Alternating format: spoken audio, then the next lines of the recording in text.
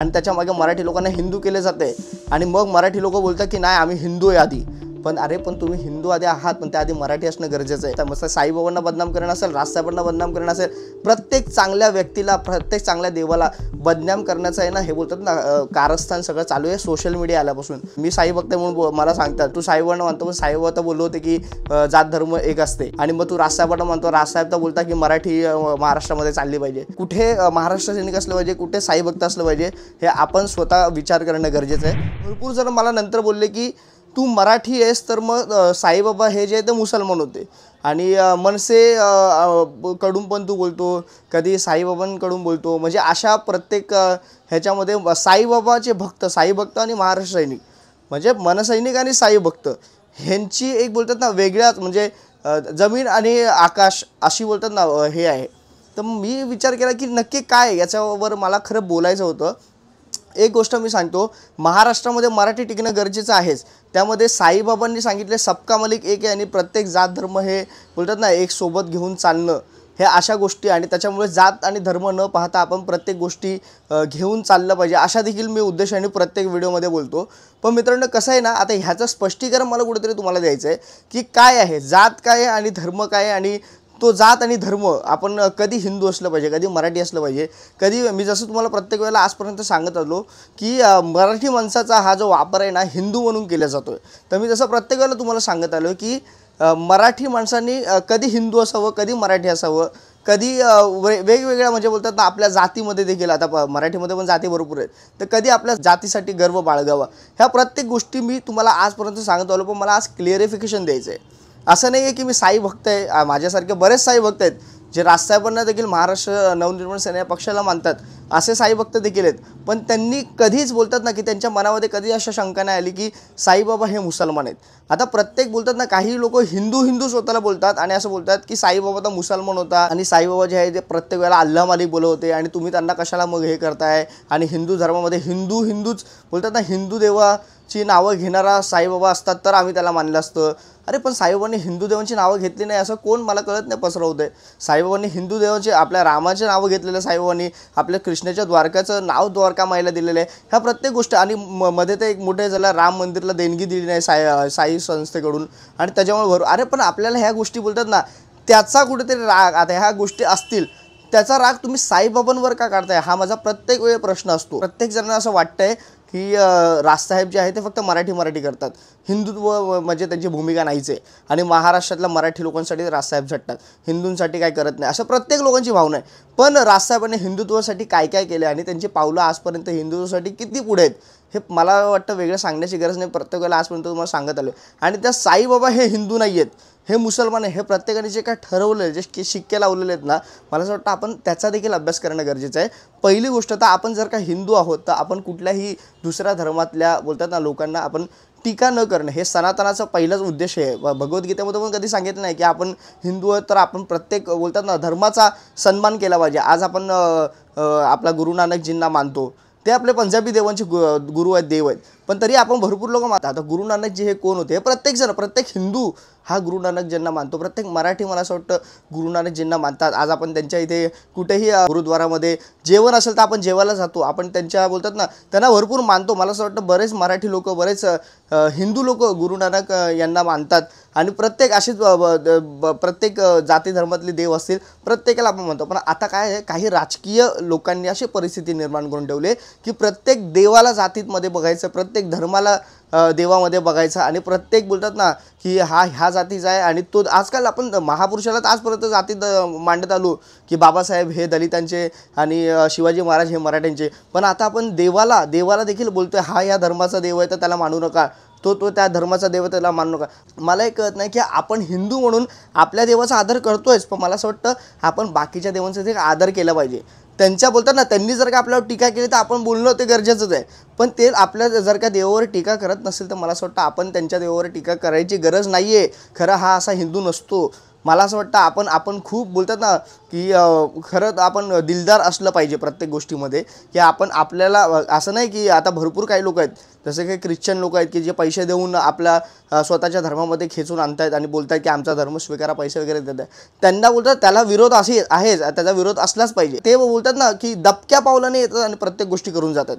मला असं वाटतं त्यांच्याकडे लक्ष तर आपण ठेवलंच पाहिजे, पण मला असं वाटतं की आपला हिंदू धर्म म्हणून आपण एवढ्या गोष्टी करतोय. आज साईबाबांना आपण मुसलमान बोलतोय आणि साईबाबांना मुसलमान बोलतोय, पण त्याचा फायदा मला असं वाटतं हे साईबाबांना मुसलमान बोलून ना हे आत्ता सध्या शिर्डी संस्थान सगळं हिंदू लोकांच्या हातात आहे.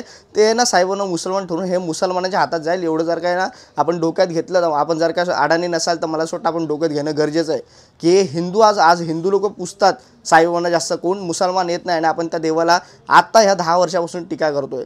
तसंच मला असं वाटतं ना की प्रत्येक जी चांगली कामं असतात ना, आता राजसाहेबांचंही सांगतो मी, राजसाहेब देखील प्रत्येक बोलतात ना, राजसाहेबांसारख्या नेत्याला देखील आपण महाराष्ट्रामध्ये मराठी लोक एकत्र येऊन साथ देत नाही, त्याला देखील शिव्या घालतोय आज. म्हणजे मला तुम्हाला एक गोष्ट सांगायची मनापासून, जी चांगली गोष्ट आहे ना त्याला आहे ना आपल्याला असं वाटतं की अरे हा मराठी असून बोलतोय राजसाहेबांना, पण नाही मित्रांनो, हे ना बदनाम करण्याची नावं आहेत. म्हणजे एखाद्या बोलतात ना सुपारी देणं आणि मग त्याच्यानंतर एखाद्याचं नाव कसं खराब करणं, हे सोशल मीडिया आजकाल जेव्हापासून आले ना तेव्हापासून या सगळ्या गोष्टी घडतात. मग साईबाबांना बदनाम करणं असेल, राजसाहेबांना बदनाम करणं असेल, प्रत्येक चांगल्या व्यक्तीला, प्रत्येक चांगल्या देवाला बदनाम करण्याचं आहे ना हे बोलतात ना कारस्थान सगळं चालू आहे सोशल मीडिया आल्यापासून. तर मला असं वाटतं आपण समजणं खरं तर गरजेचं आहे. आपण अडाणी न राहता कोण किती चांगला असू शकतो आपल्यासाठी आणि कोण किती चांगला होता, कोण किती चांगला आहे हे आपण ठरवणं गरजेचं आहे. मला असं वाटतं की माझ्यासारखे प्रत्येकाने व्हिडिओज तुम्ही बनवावं आणि प्रत्येकाचे बोलतात ना डोळे उघडावे की साईबाबासारख्या देवाला आपण जातीमध्ये धर्मामध्ये बघतोय की त्यांनी कधीच सांगितलं नाही मी ह्या जातीचा होतो किंवा ह्या धर्माचा होतो. मग आपण त्यांना का शिक्के लावतोय? फक्त ते अल्लाह मालिक बोलायचे म्हणून. पण त्यांनी त्यांच्या द्वारका माईला द्वारकेचं नाव दिलं कृष्णाच्या, ते नाही आपण लक्षात ठेवत. त्यांनी रामनवमी केली ते नाही लक्षात ठेवत. त्यांनी दिवे लावले हे नाही लक्षात ठेवत. त्यांनी गरिबांची सेवा केली हे नाही लक्षात ठेवत. त्यांच्या चांगल्या गोष्टी आपण लक्षात ठेवत ना, फक्त अल्लाह मालिक बोलायचे हेच आपण का लक्षात ठेवतोय? अरे अल्लाह मालिक ते बोलायचे कारण ते कुठल्याच जाती धर्माला मानत नव्हते. त्यांच्यासोबत जे होते, आता माझ्यासोबत एखादा व्यक्ती असेल त्याची भाषा मी जर का बोललो म्हणून मी काय त्याचा झालो का? त्यांनी कधीच सांगितलं मी त्याचा आहे, मी ह्याचा नाही, मी त्याचा नाही, मी माणुसकीचा आहे, हे प्रत्येक वेळेला त्यांनी सांगितलं. आज राजसाहेबांचं तेच आहे. आज राजसाहेबांना प्रत्येक जण बोलतो हा मराठी करतो, पण मराठी लोक कधीच येत नाही. पण मराठी जेव्हा बोलतात ना खत्र्यामध्ये असतो ना तेव्हा आमचे राजसाहेब येतात. आज हिंदू खत्रे में म्हणून भरपूर पब्लिसिटी करतात आणि त्याच्यामागे मराठी लोकांना हिंदू केले जाते आणि मग मराठी लोक बोलतात की नाही आम्ही हिंदू आहे आधी. पण अरे पण तुम्ही हिंदू आधी आहात, पण त्याआधी मराठी असणं गरजेचं आहे. आज मी बोलतो आज जात धर्म साहेबांनी पाहिले नाही, पण मला असं वाटतं महाराष्ट्रामध्ये मराठी माणसाचा अधिकार असला पाहिजे जसं बाहेरच्या राज्यामध्ये बाहेरच्या राज्यातल्या लोकांचे अधिकार हक्क असले पाहिजे. का आपापले राज्य आपण प्रत्येकाने मोठं करणं गरजेचं आहे. आणि आज मला असं वाटतं साहेब जरी असते तरी त्यांनी तेच बोलले असते की तुमच्या हातामध्ये जे महाराष्ट्र मराठी माणसाचं आहे तर प्रत्येक पहिला प्राधान्य त्यांना मिळालं पाहिजे. आणि मला एक महत्त्व सांगायचं आहे की भरपूर लोक हेही बोलतात की साईबाबा होते तर मग इंग्रजांना बाहेर का नाही काढलं.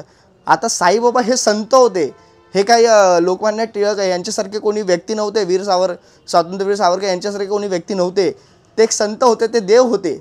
ते बोलतात ना की स्वामी समर्थ देखील होते तेव्हा, गजानन महाराज देखील होते तेव्हा. त्यांना आपण हा प्रश्न कधीच विचारत नाही की ते होते तर मग त्यांनी इंग्रजांना बाहेर का नाही काढलं. आपण साईबाबांना हा प्रश्न विचार. मला असं वाटतं हे सगळ्यांना बोलतात ना नाव खराब करण्याचं कारस्थान आहे. मला असं वाटतं आपण हे लक्षात घेणं गरजेचं आहे. आणि आज साई भक्त असतील किंवा मग महाराष्ट्र सैनिक असतील, ह्या दोघांमध्ये वादावादी होते. मला असं वाटतं हे आपण समजणं गरजेचं आहे. आपण महाराष्ट्रात मराठी म्हणून असलंच पाहिजे. आणि जर का जे साईबाबांनी आपल्याला सांगितलं प्रत्येक जात धर्म न पाहता आपण पाहिलं पाहिजे, पण ते कधी कुठे कसं आपण कधी मराठी असलं पाहिजे, कधी हिंदू असलं पाहिजे, कधी आपण कुठला धर्माचं असलं पाहिजे, कधी कुठल्या जातीचं असलं पाहिजे, हे आपण खरं लक्षात ठेवणं गरजेचं आहे. एक बोलतो ना प्रत्येक प्लॅटफॉर्म असतात त्या ठिकाणी आपण ते असणं गरजेचं असतं. मला असं वाटतं आपण नाहीतर मग आपण कसं आहे आपण हिंदूच करत बसलो, आपले मराठी खत्र्यामध्ये जाईल, मराठी करत बसलो हिंदू. पण कुठे काय असलं पाहिजे हे आपण ठरवणं गरजेचं आहे. बस मला ह्यासाठी तुम्हाला हा व्हिडिओ बनवायचा होता, कारण भरपूर जण बोलतात साईबाबांचे आदर्श वेगळे. मी साई भक्त आहे म्हणून मला सांगतात की तू साईबाबांना मानतो, पण साईबाबा तर बोललो होते की जात धर्म एक असते. आणि मग तू राजसाहेबांना म्हणतो, राजसाहेब तर बोलता की मराठी महाराष्ट्रामध्ये चालली पाहिजे. महाराष्ट्रामध्ये मराठी चाललीच पाहिजे. पण मला असं वाटतं भारत जेव्हा स्वतंत्र झाला तेव्हा प्रत्येक भाषेला, प्रत्येक बोलतात ना प्रांतातल्या माणसांना वेगवेगळ्या राज्य दिलं, एक प्रांत दिलं आणि आपापलं राज्य मोठं करा असं सांगितलं आहे संविधानाने. तर ते मला असं वाटतं मोठं करणं गरजेचं. त्यात महाराष्ट्रात मराठी माणसांनी मोठं स्वतःला करणं गरजेचं आहे.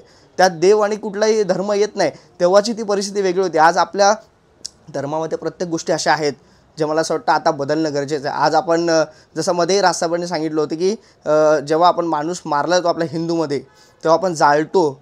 आणि मला असं वाटतं की ते आता ते जाळणं तेव्हा ती परिस्थिती, तेव्हा ती लाकडं होती तेव्हा आपण जाळत होतो, पण आता आपल्या झाडं कमी होत आहेत. ही सामाजिक गोष्ट बोलतात ना, ती देखील आपण लक्षात घेणं गरजेचं आहे.